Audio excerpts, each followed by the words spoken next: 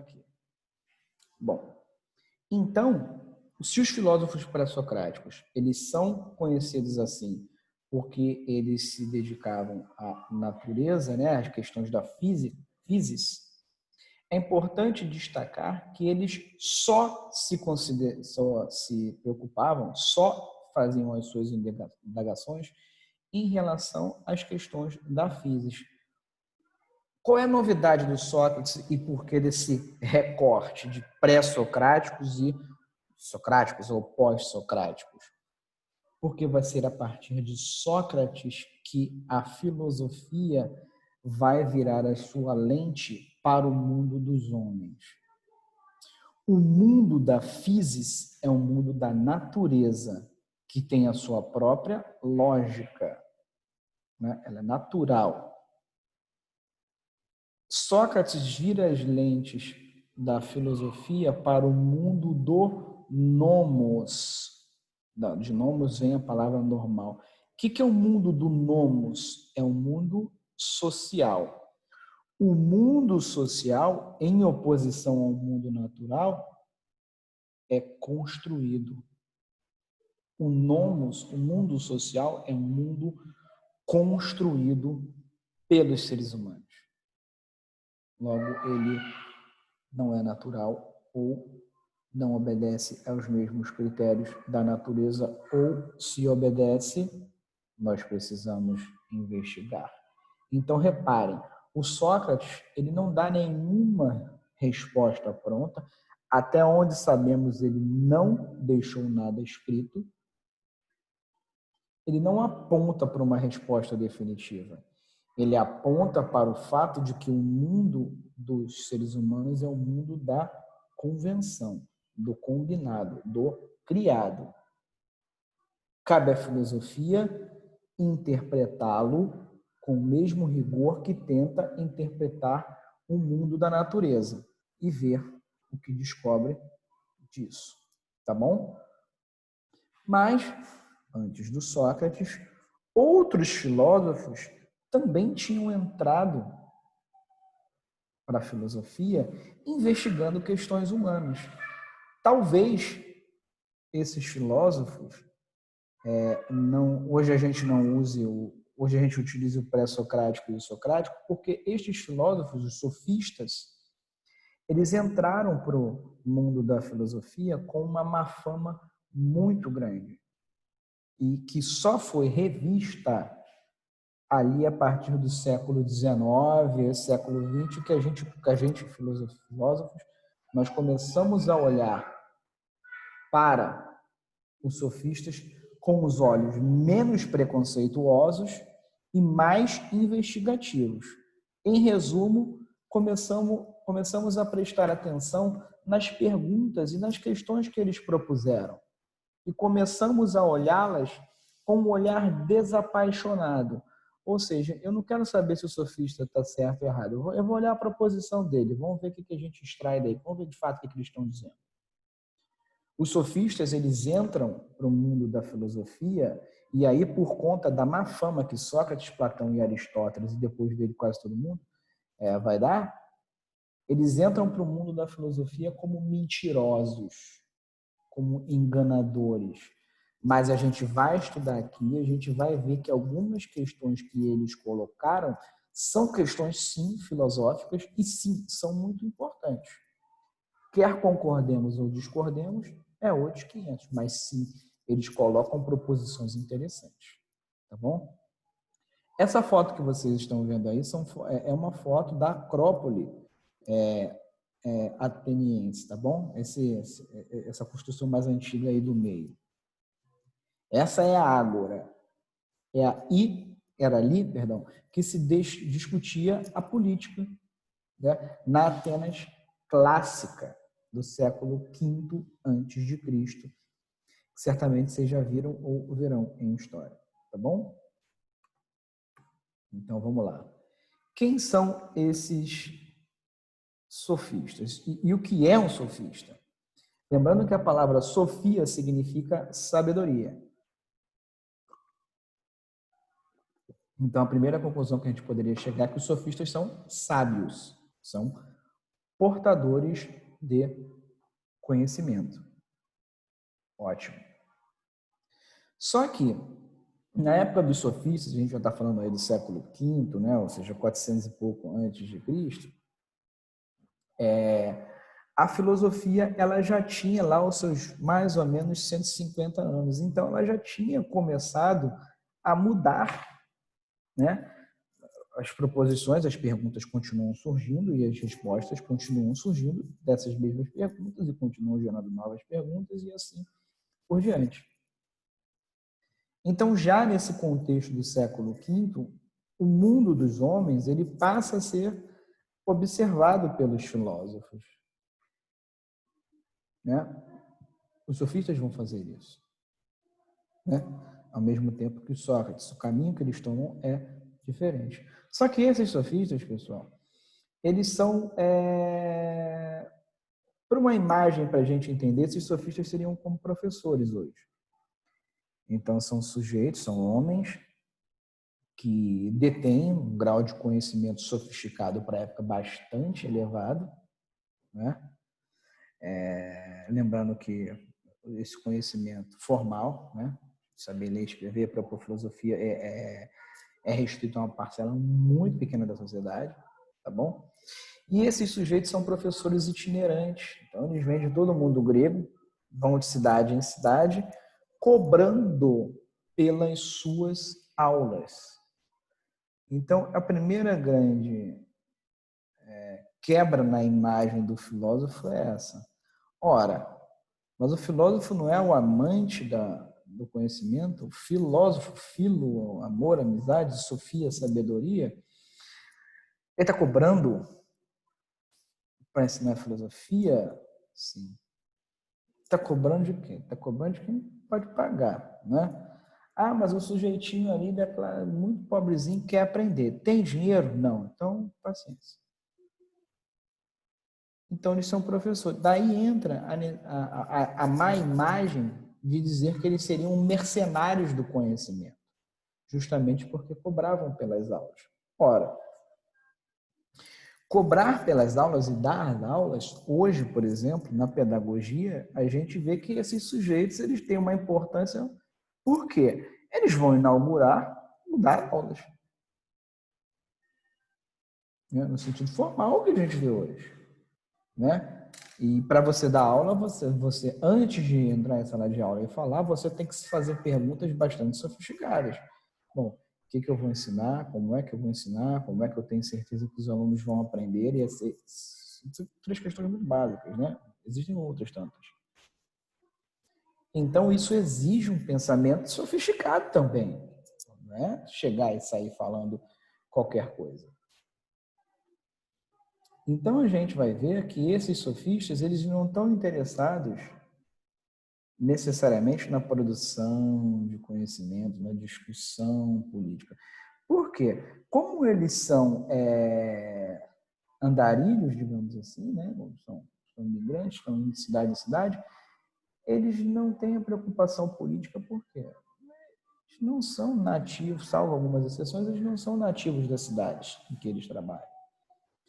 E como ser nativo de uma cidade é critério para a participação política, ou seja, você só pode em Atenas, você só pode, você só é considerado cidadão se você é filho de pai e mãe ateniense, pai e mãe.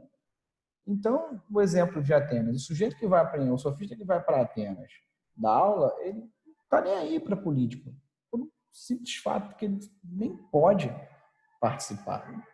Então, não é um problema para ele, porque ele quer ganhar grana ensinando. Então, a gente vai ver que esses sujeitos, então, eles cobram pelas suas aulas. Muitos comerciantes, que é uma classe social em ascensão, requisitam esses sujeitos. E o que eles ensinam? Afinal de contas, nós já estamos em um mundo grego em que várias cidades são democracia. E a gente aprendeu que em democracia as disputas se resolvem não pela violência, mas pelo convencimento, pela política, pela negociação. Ora, para eu convencer alguém de que a minha ideia é boa, eu preciso, no mínimo, expor a minha ideia de forma clara. Reparem bem, a ideia, olha que interessante que os sofistas descobriram. A ideia nem precisa ser boa. Aliás, ela nem precisa ser verdadeira. O que ela precisa é ser bem exposta. Daí, a principal matéria de trabalho deles, a retórica, é a arte do belo discurso. É a oratória, é falar bem. É isso que eles ensinam. Eu vou te ensinar a falar bem, eu vou te ensinar a falar certo, eu vou te ensinar a convencer. Se você quer utilizar isso para falar a verdade, ok. Se você usar isso para ensinar a mentira, tanto faz, eu não sou cidadão meu, tá nem aí. Então, olha só a inauguração de uma coisa para a filosofia muito perigosa. Antes, os filósofos diziam que o logos é razão e linguagem. Eles diziam o seguinte, opa, razão e fala tem que estar junto. Junto buscando o quê? A verdade. E aí vem o sofista e dá uma machadada de desfio. Você pode falar muito bem, de forma muito sofisticada. E continuar assim mesmo falar uma grandíssima mentira. Ora, quem aqui entre a gente nunca viu, né, infelizmente no Brasil, um político que falava maravilhosamente bem e, no entanto, era mentiroso? Praticamente todo adulto brasileiro já viu isso.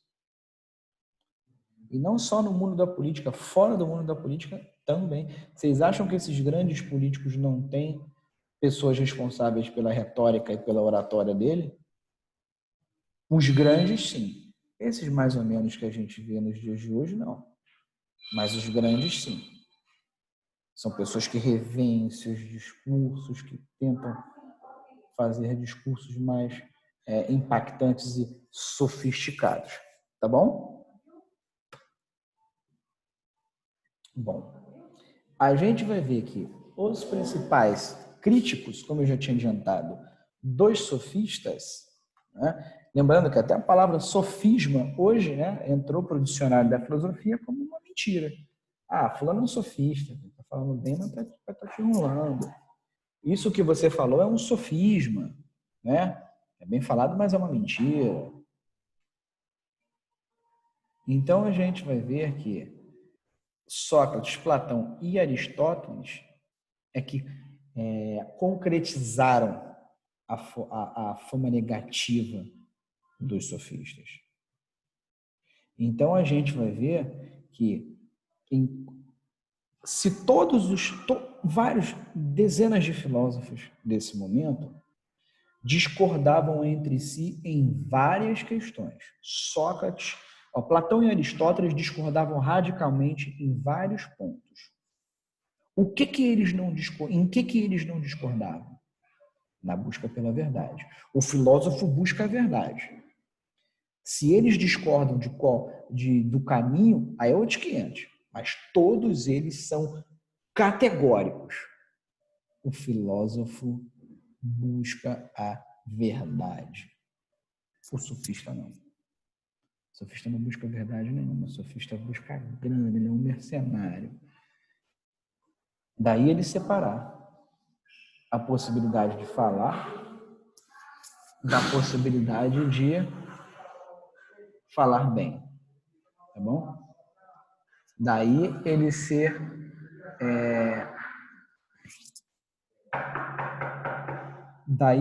caracterizado como um relativista moral.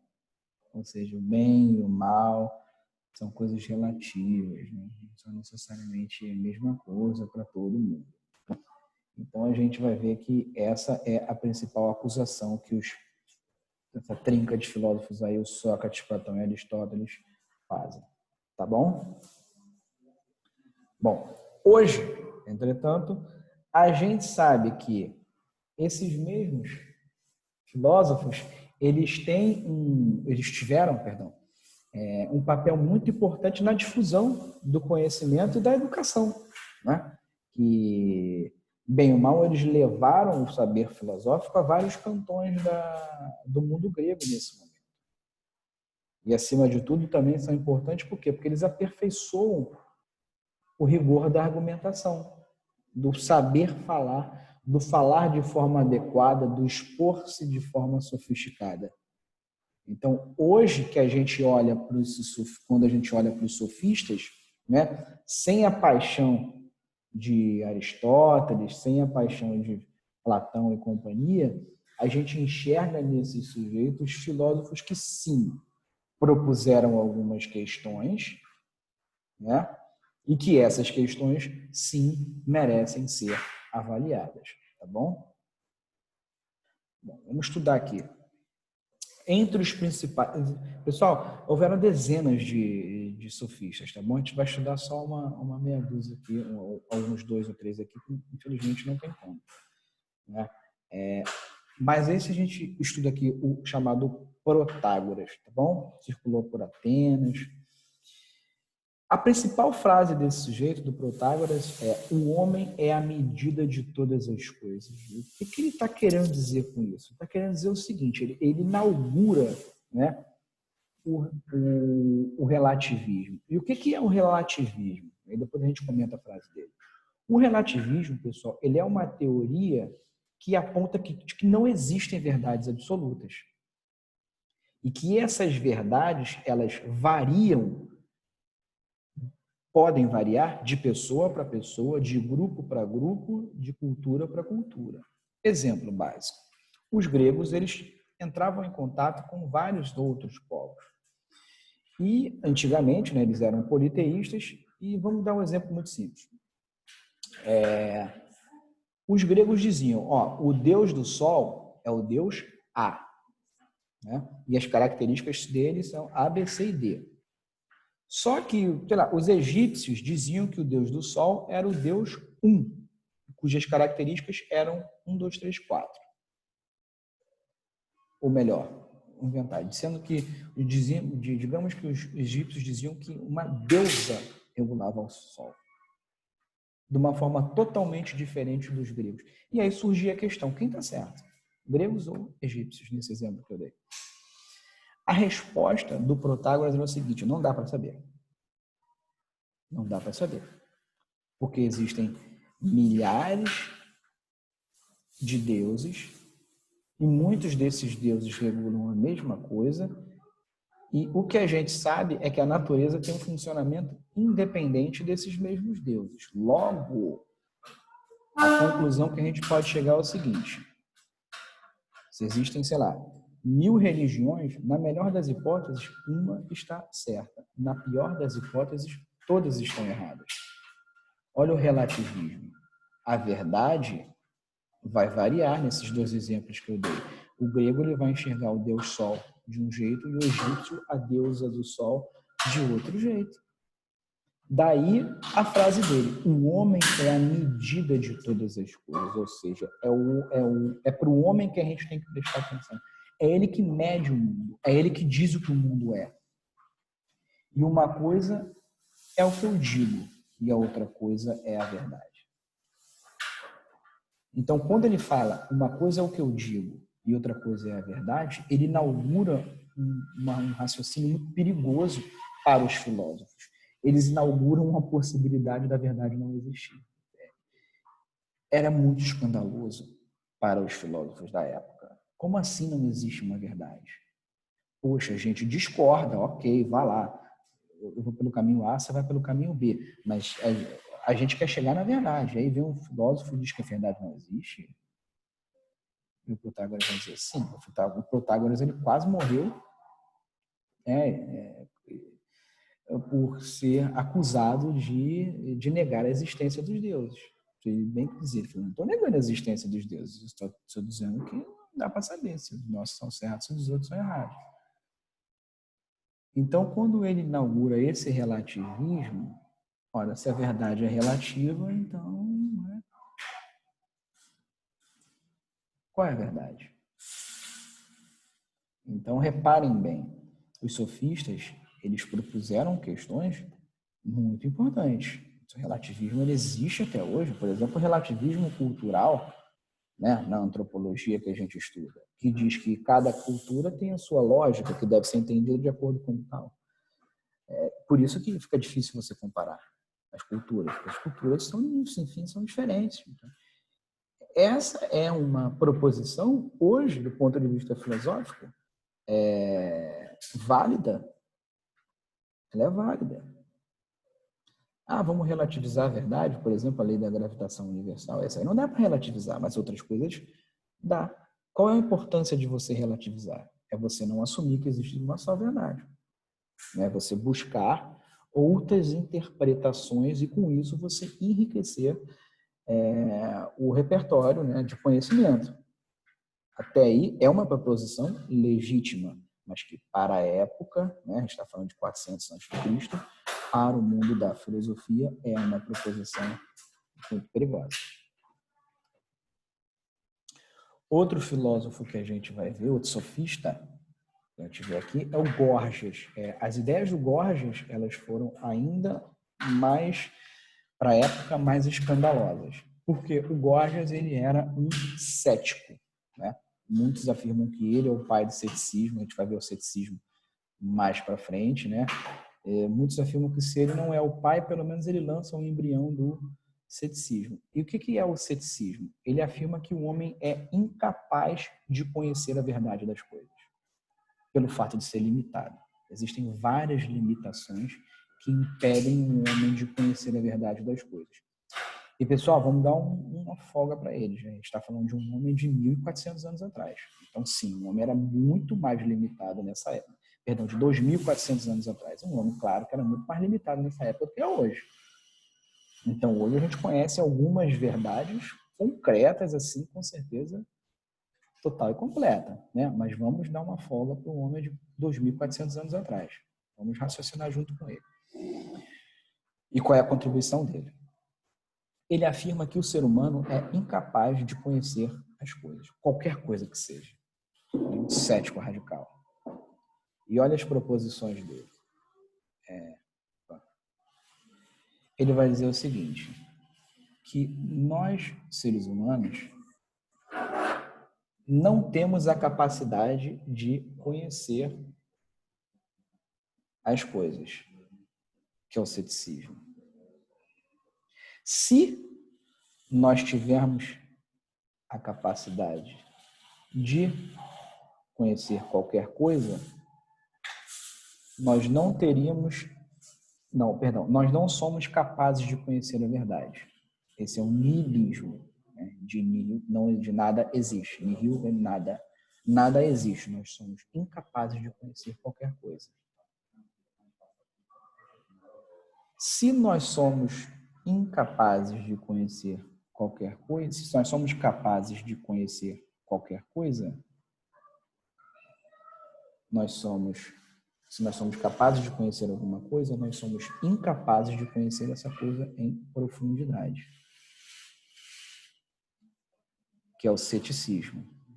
E se nós, por acaso fôssemos capazes de conhecer alguma coisa, nós seríamos incapazes de transmitir esse conhecimento, que é o solipsismo. Então, reparem bem, ele chama a atenção para três coisas muito importantes.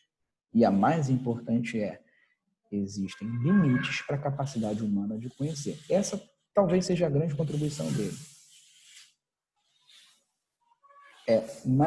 Despertar na gente uma desconfiança quanto à nossa capacidade de conhecer as coisas. Essa é a primeira grande contribuição do Gorgias. E a segunda grande contribuição do Gorgias é o ceticismo, mas o ceticismo no sentido benéfico, que todo cientista, todo filósofo tem que ter. E que ceticismo benéfico é esse? É não achar que já conhece tudo. É não achar que todas as respostas já estão prontas. Hoje em dia, nenhum filósofo, nenhum cientista comete a ousadia de dizer que tudo está pronto e acabado. Ele conhece que é uma incapaz. E ele mesmo, filósofo e cientista, ainda tem a humildade de dizer o seguinte: olha, para algumas questões nós temos um grau de certeza muito alto, não é? Mas a gente não se ilude de achar que tudo está pronto e acabado. Ah, mas professor, a lei da gravitação universal do Newton é gravitação universal, funciona aqui lá do outro lado do universo. Um bom filósofo da ciência e um bom cientista vai dizer assim para você: até onde a gente sabe, sim. Mas é possível que existam fenômenos lá do outro cantão do universo que não obedeçam à lei da gravitação universal. E se isso acontecer, a gente vai precisar reformular o nosso conhecimento. Então, reparem, o ceticismo, ele é um ceticismo lúcido. É o que a gente chama de ceticismo benéfico.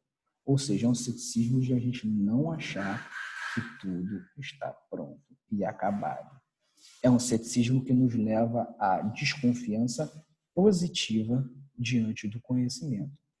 Uma desconfiança positiva e saudável diante do conhecimento faz com que a gente evolua.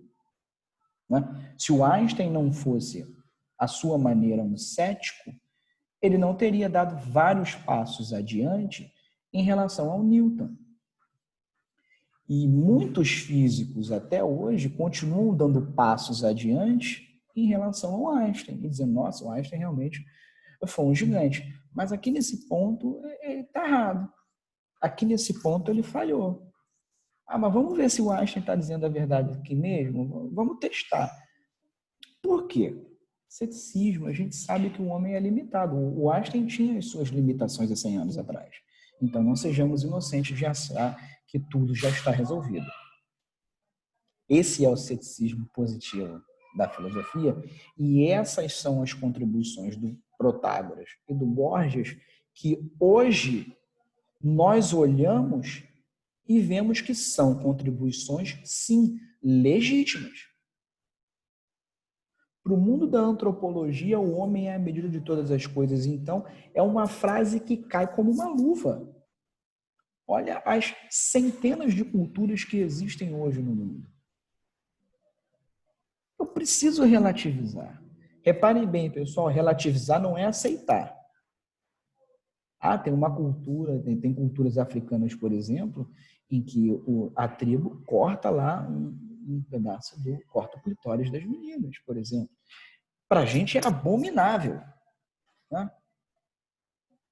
Mas dentro da cultura deles tem uma lógica. Se a gente vai aceitar ou não enquanto indivíduo, você pode aceitar ou não aceitar. Enquanto antropólogo, você tem que tentar entender, você tem que relativizar. Enquanto historiador, você, se for estudar a Alemanha nazista, você tem que relativizar e chegar à conclusão de que esses sujeitos, de fato, em algumas questões, pensavam diferentes da gente.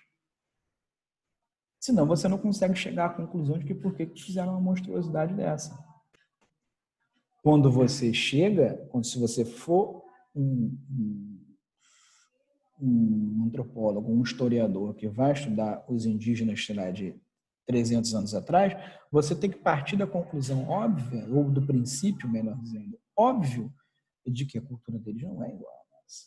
Senão você faz igual o jesuíta da época, que quer destruir é uma palavra forte, que quer apagar aquela cultura porque acha ela total e completamente errada. Olha a importância que esses filósofos têm a partir do século XIX. Antes disso, não tem. Na cabeça do jesuíta, muito bem formado em filosofia, a verdade não é relativa não, amigão. A verdade é uma só, e é a nossa. A dos outros é errada. Se é errada, tem que ser apagada e corrigida, substituída. Tá bom? Então, é nesse contexto que surge a figura do Sócrates, ok? Em oposição aos sofistas. Muita gente diz, o Sócrates era sofista. Não, hoje em dia é um ponto pacífico, que ele não foi um sofista, tá bom? Mas a gente vê isso na nossa próxima aula.